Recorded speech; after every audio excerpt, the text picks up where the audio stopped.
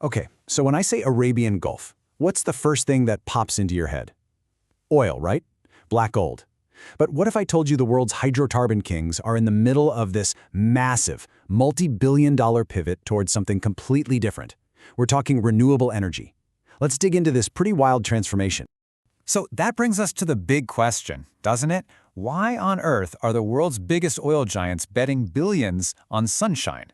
I mean, it seems counterintuitive. But the answer, well, it's this really fascinating mix of pure necessity and just massive world-changing ambition.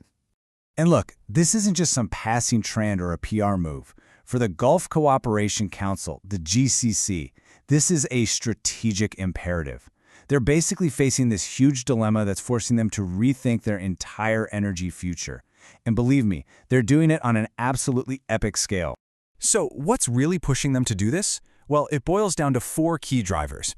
First up, they have to diversify their economies. They can't depend on oil forever, right? That's the whole idea behind huge plans like Saudi Vision 2030. Second, their own populations are growing like crazy, and that means their domestic energy demand is just soaring. Third, and this is a big one, every single barrel of oil they burn at home to keep the lights on is a barrel they can't sell on the international market for top dollar. And finally, they're not immune to what's happening globally. They're preparing for a low-carbon world, and they've got some pretty significant climate commitments to meet. Okay, so that's the problem. What's the solution? Well, they're placing a massive bet on their other most abundant natural resource. And nope, it's not oil. It's sunshine. And honestly, the scale of their solar projects and the prices they're getting, it's just jaw-dropping.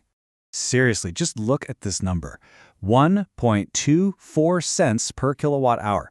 In the Gulf, they can generate solar power for that little. To put that in perspective, the global average is somewhere around 3 to 5 cents. This isn't just cheap energy. They are producing some of the cheapest electricity on planet Earth, period. And if you're still not getting the sheer scale of this, check this out. We're not talking about a few solar panels on a rooftop here. Saudi Arabia's Sudair solar plant, that's just one project, has a capacity of 1,500 megawatts. That's enough power from a single plant to light up 185,000 homes. Just incredible. And the ambition? It's just off the charts. By 2030, that's just a few years away, Saudi Arabia alone is aiming for 130 gigawatts of renewable energy. What does that even mean?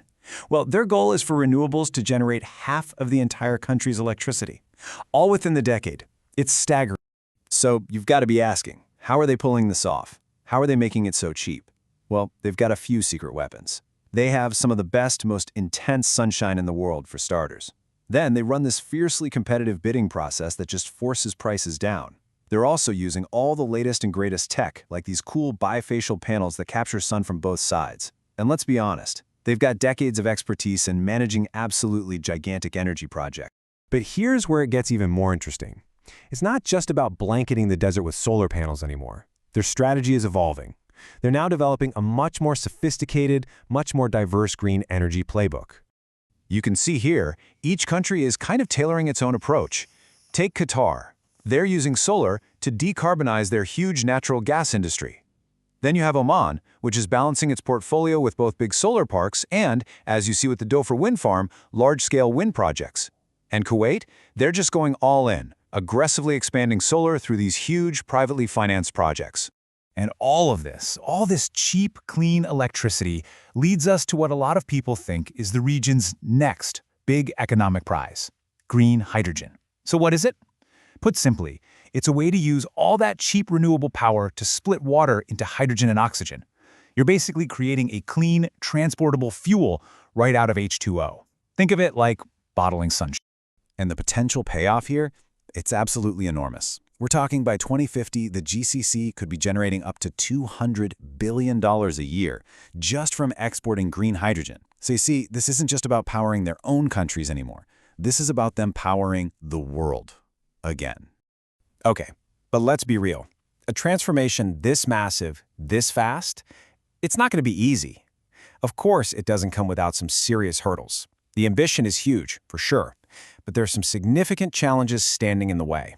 It really comes down to 3 main things. First, you've got grid intermittency. The sun doesn't shine at night, the wind doesn't always blow, right? Managing that variability is a huge challenge for any electricity grid. Second, what do you do with all that power? Storing it in batteries is still pretty expensive. And third, you need people. They have to train a whole new workforce. We're talking over 50,000 people by 2030 to build and run all this new green infrastructure. But hey, take a look at this chart. It shows that one of those biggest challenges, energy storage, is actually becoming more solvable and fast. The cost of batteries has absolutely plummeted over the last decade, and it's projected to keep on falling. That makes large-scale storage way more affordable and way more practical. So what does this all add up to? Where is all of this heading? Well, what we could be witnessing here is nothing less than the birth of the next green energy superpower. I mean, think about it. A fundamental shift from a region famous for exporting barrels of oil to one famous for exporting sunshine. Yeah, and this idea right here, this perfectly captures the endgame. The ultimate goal is to completely transform their export model. So instead of loading up tankers with crude oil, they're planning to load them up with clean energy in the form of these molecules of green hydrogen. And that leaves us with one final, pretty provocative thought to chew on. The 20th century was, without a doubt, powered by the GCC's oil. The big question now is, as we move deeper into the 21st, will it be powered by its sun?